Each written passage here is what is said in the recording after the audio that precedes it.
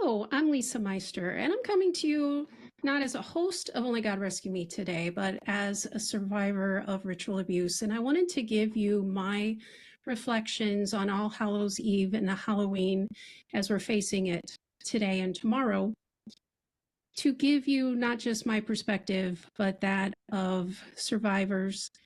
And it's a really hard time. And I wanted you to understand what I am going through and what survivors all over are going through. Last night I was able to go to dinner with some friends, and the waitress was all excited because she was able to look forward to her 2-year-old and for the first time dressing him up and taking him out for Halloween. And there was concern expressed at the table, make sure you're careful what candy he gets because you don't want it to be poisoned or have pins in it or anything bad. And she goes, oh yeah, I'm very careful of where I take him. And, it's certainly a concern. And I looked up statistics on it, and there are no statistics that, basically it really hardly ever happens, not enough to get statistics on it anywhere. But the statistics put out by the Cult Abuse Network on ritual abuse survivors is about 2%, which makes it 2 out of 100 people, or 1 out of 50, which is really a significant number in society if you think about it. We're sitting in your churches, we're sitting in your schools, we're passing you on the highway, we're walking by you in the grocery stores. There is a greater chance of rituals happening around you than anybody getting poisoned or having razor blades or pins put in the candy of their children. Now, I'm not saying you shouldn't be careful. If you take kids trick-or-treating, absolutely should know where you're going and what's being presented to the children, absolutely. Be cautious.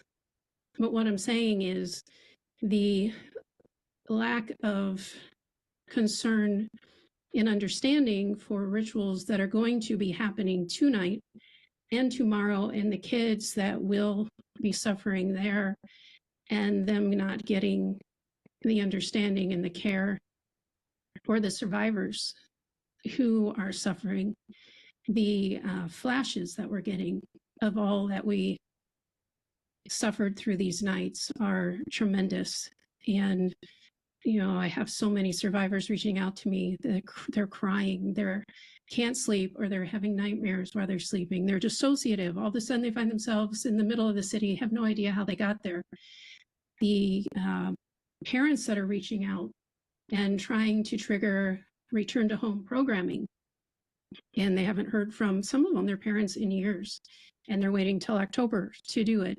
And this is going on worldwide. I'm hearing people from all over the world saying, I just got contacted by my parents, and it is very triggering language that they're using. You need to sacrifice yourself and get your feelings and your emotions and get yourself back into the family, using the word sacrifice. Very triggering.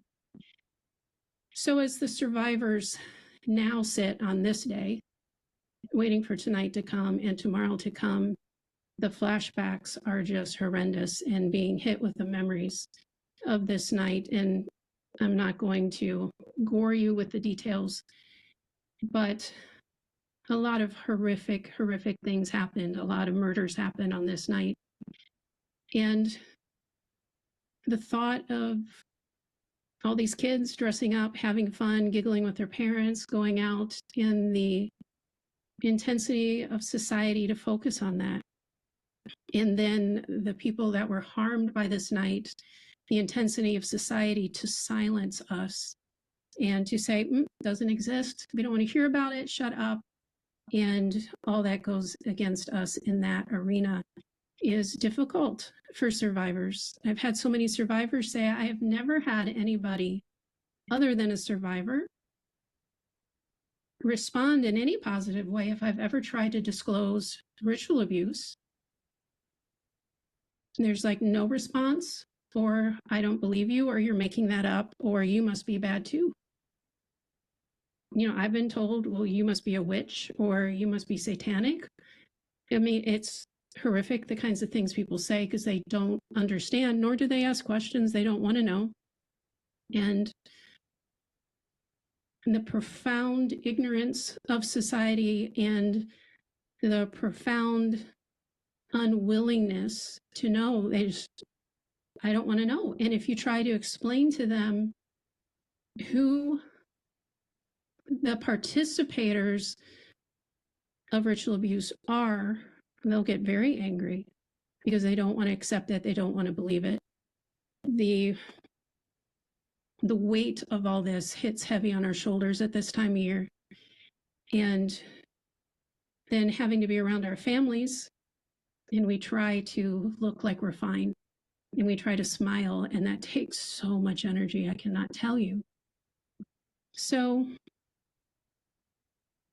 we take the emotion off as much as we can by ourselves, cry on our own, write it out, poetry as much as we can, or paint it out, or go for a run, whatever it takes to try to expend this, so then we can get back around our family and smile once again and say, oh yeah, we're fine. Absolutely, not a problem. It's a lot of pressure. And who do you talk to? Not even survivors don't even want to share with other survivors what they're seeing, because it triggers everybody. And that's how bad they are. So I just want to put this out, unscripted, no makeup, no intro, no outro, and just say, hold the space for survivors today. And in the midst of all the hustle and bustle of Halloween, know that God is on the throne and he will not be mocked. He is the victor, and there will be a turnaround. I love you all. Hang in there. We've got a couple days to get through, and we'll be done again for this year. God bless you all.